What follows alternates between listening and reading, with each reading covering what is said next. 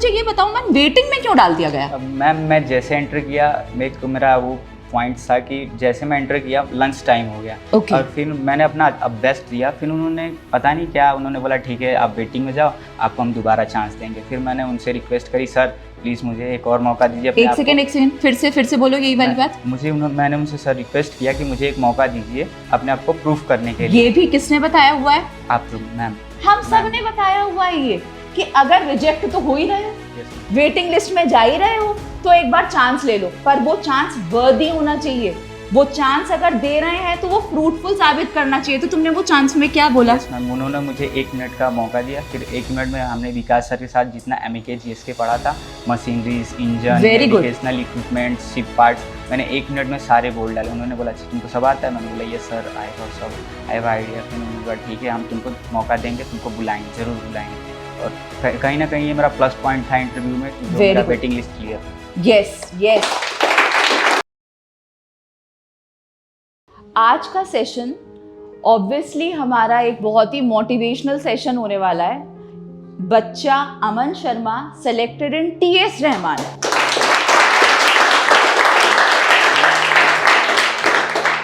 Please Aman आओ। पर जो सक्सेस स्टोरी इतनी ज्यादा इंस्पायरिंग है, जो बैठे हुए हैं उनके लिए भी और जो सुन रहे हैं हमको उनके लिए भी। अमन कब आए थे? 10th of July. Aman join करता है 10th ऑफ जुलाई। सारे पॉइंटर्स आप सुनते जाइए। 10th ऑफ जुलाई के बाद किसके लिए फोकस TS रहमान था? Yes ma'am. TS Rahman first phase clear हो जाता है क्या? No ma'am. TS Rahman first phase rejection. TS Rahman second phase ma'am waiting list. TS Rahman first phase में नाम नहीं आया। TS रहमान सेकंड फेज में नाम आता है वेटिंग लिस्ट। और वेटिंग लिस्ट का रिजल्ट कब, कितने दिनों बाद आया? 3 दिन बाद। ये है आपकी एग्जैक्ट लाइफ जर्नी। एकदम से कोई चमत्कार नहीं होता है कि TS रहमान का पेपर दिया, इंटरव्यू में नाम आ गया, इंटरव्यू क्लियर हो गया। नहीं, आपको सक्सेस के साथ पीछे का जो स्ट्रगल है वो भी देखना होता है। यहाँ पर हम ताली बजा रहे हैं, हम देख रहे हैं कि अरे TS रहमान में बच्चा 2026 जनवरी बैच के लिए सिलेक्ट हो गया है, पर उस बच्चे ने क्या जर्नी अपनी, कैसे जर्नी स्टार्ट करी थी, द वेरी फर्स्ट। कैसा लगा था जब अमन TS रहमान का फर्स्ट फेज का सिलेक्शन में बिल्कुल रिजेक्शन, नाम ही नहीं आया? मैम वो तो आपको पता ही है क्लास में मैं कैसे रहता था जब नाम नहीं आया तो। अब जब बच्चे का नाम नहीं आया, ये ब्लैंक बैठा रहता था क्लास में। ये क्लास में होते सोते भी ओनली फिजिकल प्रेजेंट होता था, मेंटली ही was literally absent at that moment. क्योंकि ये सच में जोन होता है कि what's the reason behind that. Reason क्या हो गया कि जो मेरे को सिलेक्शन नहीं मिला, पर फिर कैसे अपने आप को एक तरीके से आपने बहुत वो मोटिवेट किया कि चलो इसमें नहीं होगा अगले में हो जाएगा। फिर हमने मॉक इंटरव्यूज लिए, आपने एक आपके लिए कुछ लाया मैम। मेरे लिए कुछ लाया? Yes ma'am. ये जब मेरा फर्स्ट फेज में नहीं हुआ तो आपने ये दे के रखा मुझे कि हो जाएगा सेलेक्टेड इन TS रहमान। दिखाओ जरा Sameer, I literally don't have any idea. Thank you so much Aman, it's God bless you Aman. 17 जुलाई का है ये कुछ। 17 जुलाई, 10th ऑफ कब आए हो तुम? 10th जून को आए हो। ये मैंने 17 जुलाई को कुछ इसको दिया है और ये 73 सेलेक्टेड क्या है? मैम वो जब रिजेक्ट हो गया, ये रिजेक्ट हो गया था, तो मोटिवेशन देने के लिए I just give that slip 73 selected in TS Rahman. पर ये आज तुमने अपना दिन तो नहीं, मेरा दिन सच में बना दिया है। Thank you so much. देखो ये वाली बात समझनी है आपको कि केवल जो आप पढ़ाई कर रहे हो यहाँ पर, उसके साथ अच्छा, पहले यहाँ पे जितने भी लोग बैठे हैं, तुम भी हो, क्या लगता है हम पूछते हैं तुमसे स्ट्रेंथ कितनी टाइप की स्ट्रेंथ होती है? Physical, mental and emotion. 3 only? 2 और है। Very very good. सोशल वाले बच्चे का शक्ल दिखाओ। एक और start with S also, start with S only. SPIRI, spiritual. 5 तरीके की स्ट्रेंथ होती हैं, फिजिकल, मेंटल, इमोशनल, सोशल। अगर आप में लीडरशिप क्वालिटी नहीं है, अगर आप बोल नहीं सकते हो, इसका मतलब आप में सोशल स्ट्रेंथ नहीं है। अगर आप जो कर रहे हो वो गलत रास्ते पे कर रहे हो, सही रास्ता नहीं है, तो स्पिरिचुअल स्ट्रेंथ नहीं है। There are 5 types of strength, और यहाँ पर वो सारी की सारी डायरेक्टली या इनडायरेक्टली आपको मॉडिफाई कर रही है एसएमवीडी। सुबह वार्डन सर आपको फिजिकल स्ट्रेंथ दे रहे हैं, आप घर से दूर हैं, आपको मेंटल स्ट्रेंथ मिल रही है, आपके साथ फैकल्टीज हैं, आपको इमोशनल स्ट्रेंथ मिल रही है, आप स्टेज पर आकर परफॉर्म कर रहे हो, आपको सोशल स्ट्रेंथ मिल रही है, और आपको अपने ऊपर यकीन एसएमवीडी दिला रही है, आपको स्पिरिचुअल स्ट्रेंथ मिल रही है। करेक्ट। तो यहाँ पर आपका पूरा का पूरा ऑल ओवर ग्रोथ मिल रहा है। तो अमन, क्या सबसे इम्पोर्टेंट कुछ जो बच्चे देख रहे हैं, जनवरी के लिए फोकस कर रहे हैं, जो सोच रहे हैं, उनको क्या मैसेज तुम अपनी तरफ से देना चाहोगे? मैं तो यही कहूँगा कि सबसे पहले जो टीचर्स कहते हैं उस पर फोकस करो, और मेनली मॉक इंटरव्यू अपना अच्छा दो। और अगर मॉक इंटरव्यू अच्छा नहीं जा रहा है तो देखो मॉक इंटरव्यू में कैसे नंबर आ रहे हैं, उसको अपने कॉपी के पीछे नोट करो, फिर अगले इंटरव्यू में कोशिश करो उससे बेटर लाने की। मैंने ऐसे किया और मेरा मैम के थ्रू बहुत अच्छा गया, और मैम ने मुझे बहुत सपोर्ट किया। और मैम मेरे क्वेश्चन फंसते थे तो मैम को टाइम नहीं मिला, मैम मुझे व्हाट्सअप पे मैं मैम को व्हाट्सअप पे टेक्स्ट करता था, मैम मुझे ये क्वेश्चन फंस रहा है, मुझे ये नहीं आ रहा। मैम मुझे रिसेंटली नहीं लेकिन कुछ देर बाद रिप्लाई देती थी, अच्छा ये क्वेश्चन ऐसे, इसको ऐसे मॉडिफाई करो, वैसे करो। फिर मैं नेक्स्ट इंटरव्यू में वो क्वेश्चन पक्का पूछती थी कि अच्छा तुमने तैयार कर लिया, अब इसका आंसर बताओ। तो मुझे बहुत ज़्यादा हेल्प मिली उससे, मॉक इंटरव्यू से। और कॉन्फिडेंस अगर आपको कम्युनिकेशन नहीं भी आती है तो आप कॉन्फिडेंसली बोलो, जो भी बोलो कॉन्फिडेंसली बोलो, वो आपको बहुत हेल्प करेगी, जो कि मुझे टीएस रहमान में वही हेल्प किया है। Very very good.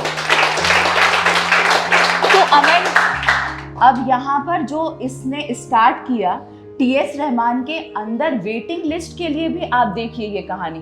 तो टीएस रहमान में जब गए, क्या इंटरव्यू कैसे पूछा गया अमन तुमसे? पहले फर्स्ट ऑफ ऑल उन्होंने क्वेश्चन किया कि introduce yourself, meaning of your name, जो आपने बहुत बार पूछ रखा था, तो नॉर्मल सब इजीली गया। आज के मॉक में भी किसी से पूछा गया है मीनिंग ऑफ योर नेम, तो ये समझो बात को, जो हम सिखा रहे हैं वही आ रहा है।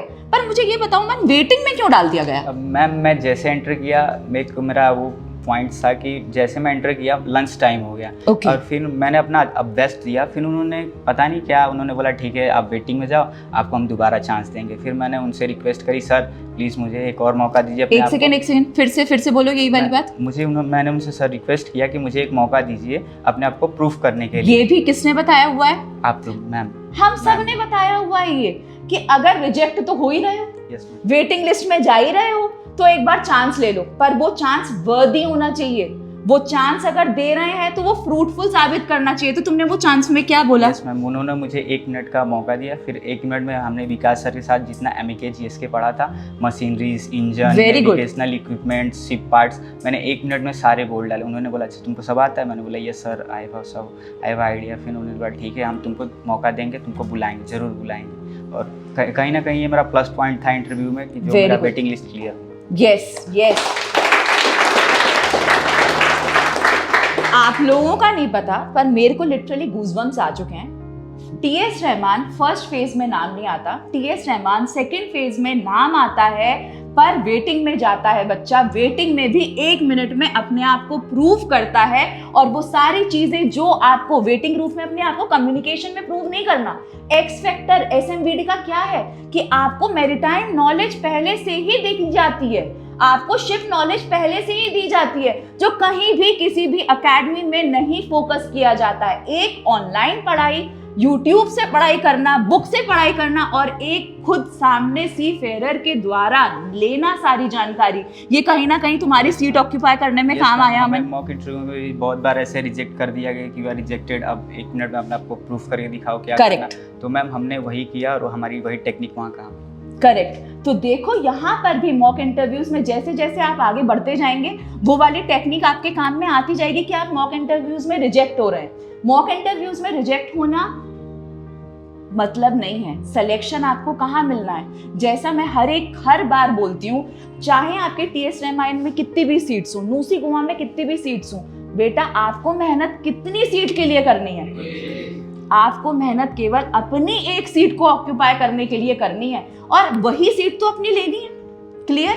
अमन एक ऐसा बच्चा है जिसको इतने टाइम में कोई पनिशमेंट, यस, कोई पनिशमेंट नहीं मिला है। एक और चीज मैं शेयर करना चाहूंगी, रक्षाबंधन पे ही टाइम पर ही अमन ने केवल छुट्टी के लिए अप्लाई किया था, और वो छुट्टी के लिए भी कैसे अप्लाई किया था कि ma'am if you permit me then only for 3 days I will go for vacation, otherwise no. तो वो डेडिकेशन केवल टीचर, मेंटोर भी आपको तभी गाइड कर सकता है बेटा जब बच्चा ऐसा, जब बच्चे को आपकी बात पर बिलीफ हो। आ रही है बात समझ में? Are you getting my point? इसलिए सबसे पहले यहाँ पर आए हो, जब तक आपका सिलेक्शन नहीं होता, इस स्टेज पर आकर मिठाई नहीं खिलाते, इस स्टेज पर आकर अपने लिए ताली नहीं बजवाते, कोई मतलब ही नहीं है। क्लियर? बट जर्नी कठिन होती है।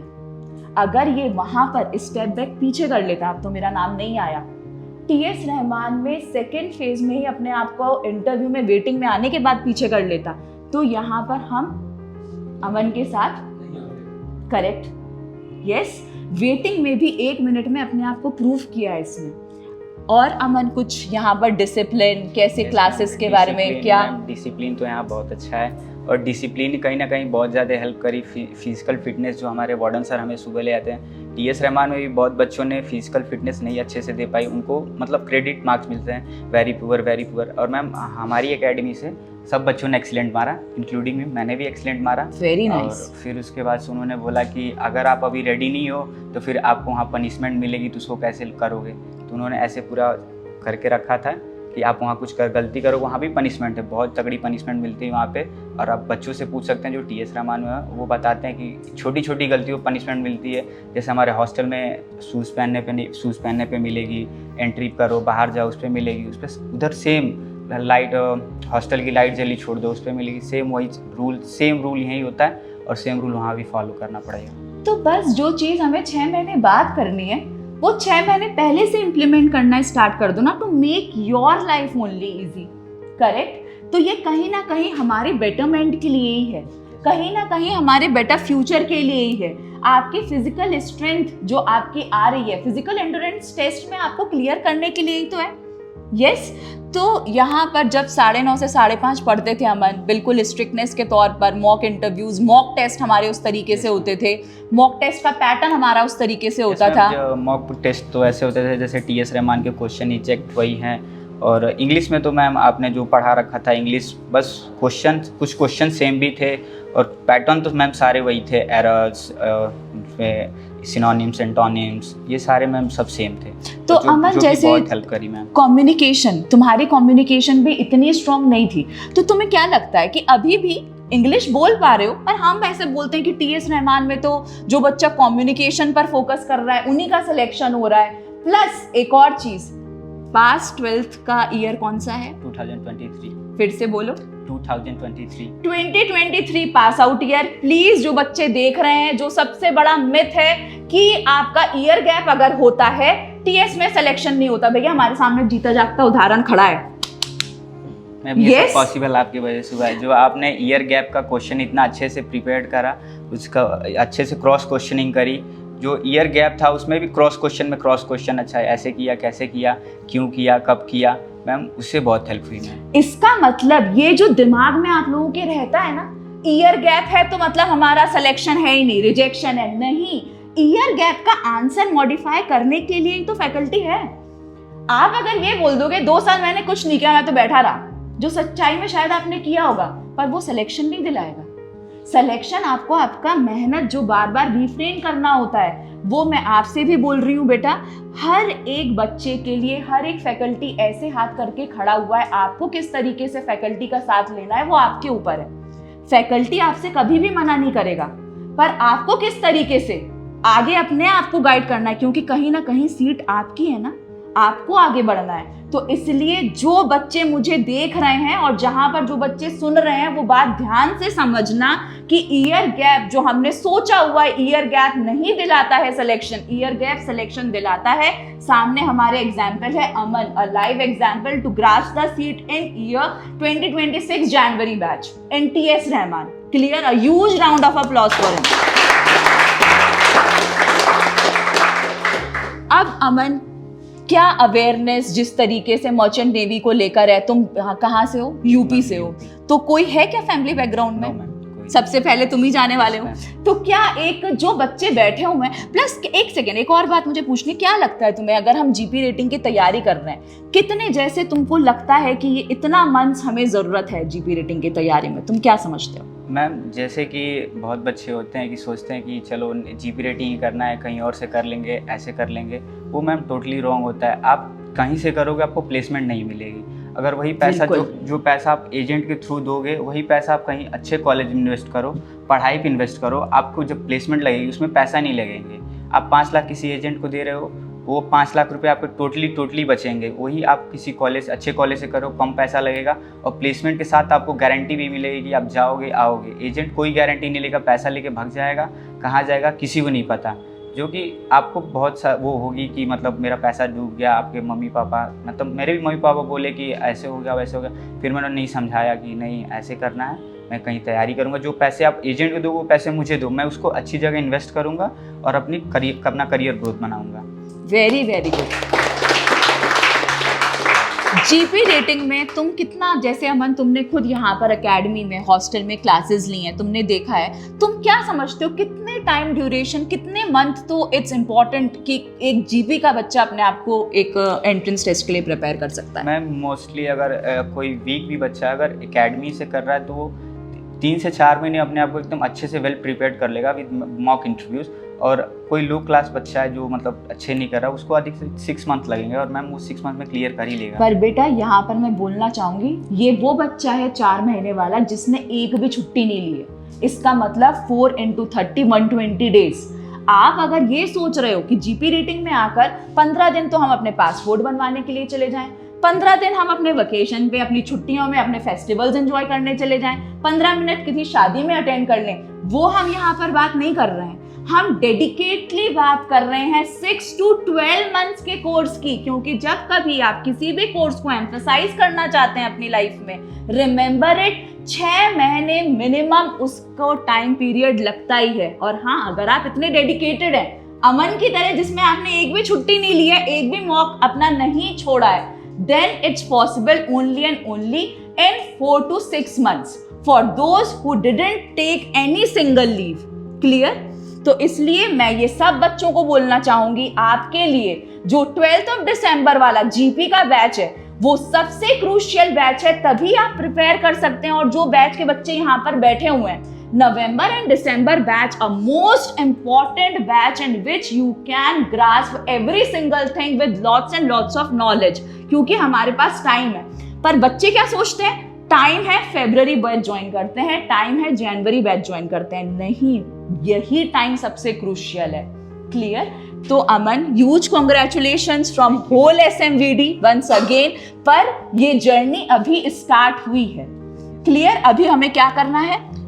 प्लेसमेंट लेना है, अभी प्लेसमेंट लेना है, फिर वहां पर जाकर अपने आप को प्रूव करना है, अच्छी कंपनी में जॉब करनी है और अपने आप को हमेशा अपग्रेड करते चलना है। तो हम सब की तरफ से अमन, अ ह्यूज कांग्रेचुलेशंस। सारे बच्चे यहाँ पे जो बैठे हुए हैं उनको एक डिटर्मिनेशन के साथ अपने आने वाले जुलाई 2026 बैच के लिए बेस्ट विशेस।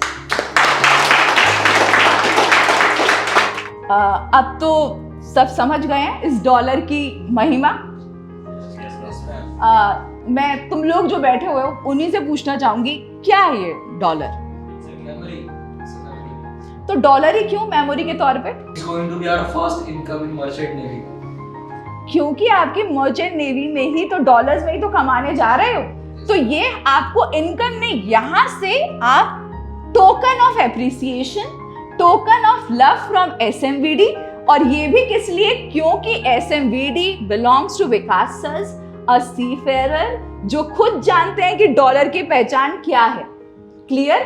तो अमन, इट्स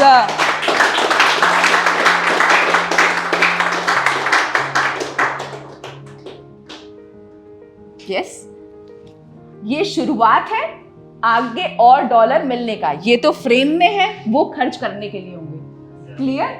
ऑलवेज ब्लेस्ड।